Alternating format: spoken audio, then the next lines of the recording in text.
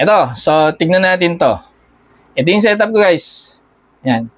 So alam niyo yan, naka dual off grid tayo.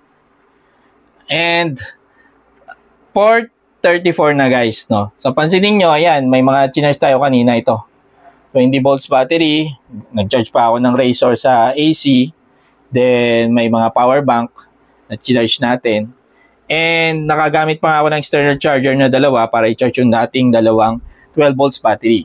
Pero may setup tayo dito. So pansinin nyo na off na yung inverter natin. So wala na yung nag-charge ngayon.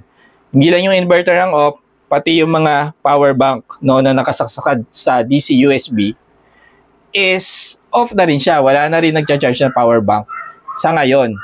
Kasi ang setup natin dyan is sinet ko siya na automatic mag-off yung system ng charging ng mga yan starting 2:30. Off na siya.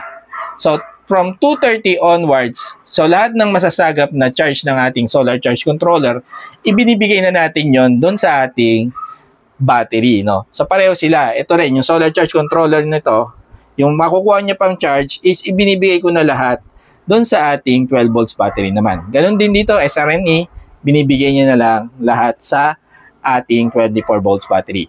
Wala na tayong additional load sa mga time na yon.